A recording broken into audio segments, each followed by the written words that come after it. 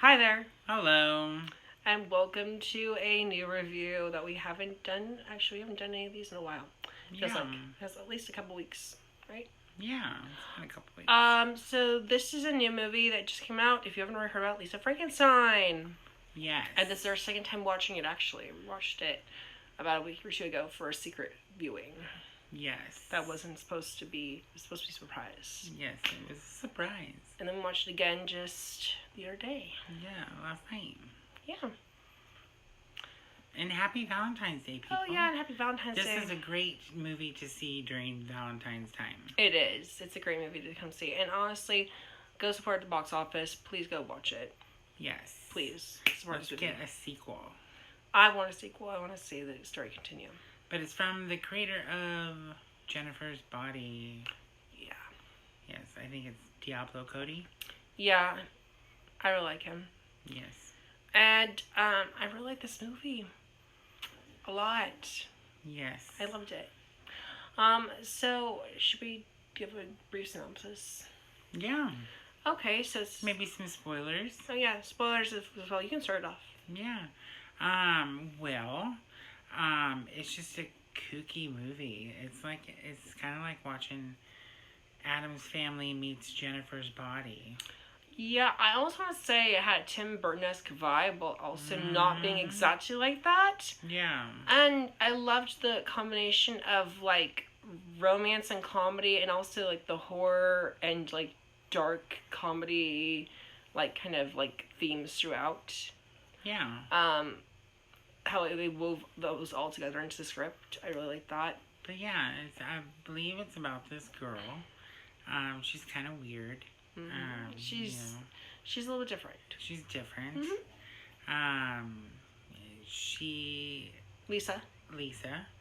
Every day goes to this graveyard, and she gives the graves flowers and draws their names and stuff like that But with chalk. specifically has a favorite. Yes, but has a favorite grave that she goes to. It never says her name, I don't think.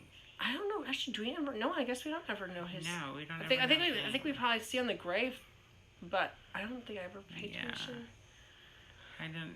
Yeah. Well, yeah. Yeah. Well, Anyhow,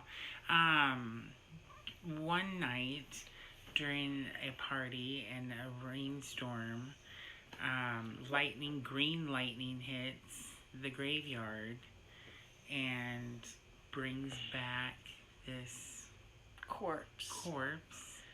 And And like Frankenstein. and because she laid down the flowers, because she always tended to him and left her mom passed away. Her mom's like necklace, I think, was like some sort of like, was it a rosary or something? It like was that? a rosary, yeah. Yeah. And he comes back and he remembers her. And he doesn't talk. He just moans a lot. Like throughout the movie, Yeah, he doesn't talk. So for setup, this character does not talk until the very end of the movie. But he just doesn't really have any like spoken dialogue. It's all through body gestures and through physicality. It's played by Cole Sprouse. Yes. And Lisa is played by Catherine Newton. who's also in Freaky, that is also an amazing horror movie. Go watch that if you haven't seen that. Yes. With Vince Vaughn, that movie's hilarious and also amazing. But yeah, so Lisa is basically someone who her mother died and her father remarried quickly into this other family, this wife and her daughter. And the mother is a psychiatric nurse, and she's really, really just selfish, kind of vain, and lives in her own world, and has a daughter who's kind of also like vain, but in her own way tries to be nice to Lisa, while also being IP. Yeah, she's an IP. And intuitive person. Yeah, intuitive person. Oh God, yeah, that. That's a joke in the movie. Yeah.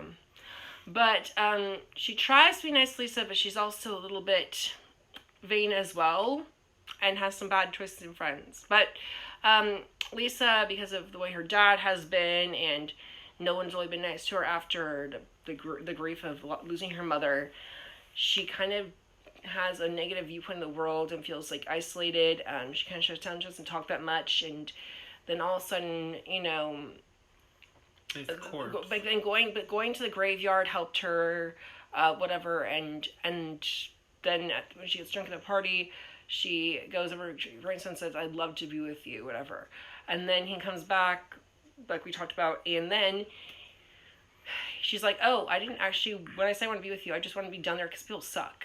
I didn't actually want to be with you," which is really funny. And then it basically, long story short, develops this relationship between these two unlikely characters, unlikely, almost soulmates. And he'll do anything for her. He's missing a hand, missing a hand, an ear, and tongue, and other things. And other things that I don't think people really say on TikTok. Yeah. But but each person that he goes after or kills for her, he takes a part of them. Yeah, basically it starts out when her stepmother is like talking about she's gonna shrink her and like keep her locked up in a psychiatric hospital. He just knocks her out, kills her, and then basically takes her ear, and then she starts plotting out all these other murders with him.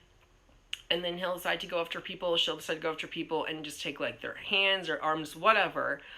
And then this tanning booth that her stepsister lets her use, that basically just electrocutes you. She puts it back in there to have these limbs like come back to life almost. Like electrify, and then it makes them kind of weirdly like flawlessly attached to you and become weird, functional and something. So she puts him in there every single time she resews on a new ligament onto his body. But this movie is just so funny and campy, and it's set back in the 80s. And I loved the wardrobe. I loved the music choices. The music was amazing. The music was amazing. Also, I thought the acting was really entertaining and fun. It's a very Carla animated. The acting is so animated.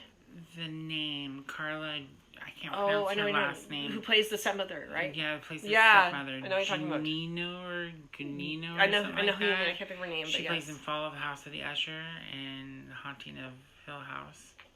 Mm-hmm. She's in this, and she is phenomenal. She is. She's really funny. Like she's always. She's the capital B that you don't want to like, and so you kind of like to hate her. She's funny. Even Lisa's stepsister, kind of actually hates her too, and she's also not that much better all the time. Yeah, Lisa's stepsister was funny. She was. And nice. Yeah, there's this. This thing going on between them where basically she'll the stepsister constantly tells her who not to date, who to date, whatever, and then she ends up being found in bed with the boy that Lisa wants to be with, and she finds him in bed, and then the corpse, I don't remember his name.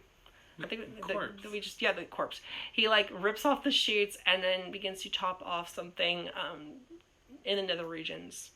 And then she just gets traumatized, and then Lisa chases him down because he runs away with body parts. And then Lisa has this moment where she's actually like, "You're one of the only people that was really nice to me, and you actually tried to not bully me, and I actually love you."